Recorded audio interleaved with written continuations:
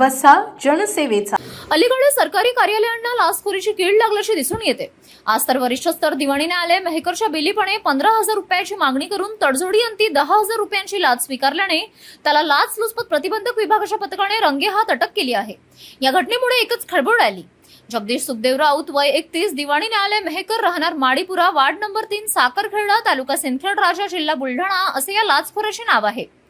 सरकारी कार्यालयात गल्लीलठ्ठ पगार असूनही वर्कमनची सवय काहींच्या अंगवळणी पडल्याचे अँटी करप्शन ब्युरोच्या कारवाईवरून दिसून येते।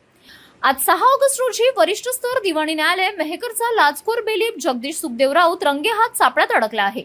तक्राराविरुद्ध सुरू असलेल्या दाव्यामध्ये न्यायालयाने काढलेल्या मालमत्तेच्या जप्तीचा वॉरंट न बजावता परत करण्यासाठी बेलीप राऊतने 15,000 रुपये मागितल्याची तक्रार अँटी करप्शन ब्युरोकडे करण्यात आली होती।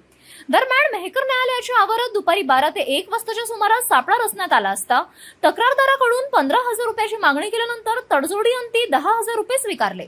दुपारी 2 वाजता राऊत याला मेहकर बस स्थानक परिसरातून अटक करण्यात आली आहे। या प्रकरणी मेहकर पोलीस ठाण्यात राऊत विरुद्ध भ्रष्टाचार प्रतिबंधक अधिनियमानुसार गुन्हा दाखल प्रक्रिया सुरू आहे। ही कारवाई बुलढाणा अँटी करप्शन ब्युरोच्या पथकाने केली आहे। जितेंद्र कायस्थ, मुख्य संपादक, सिटी न्यूज।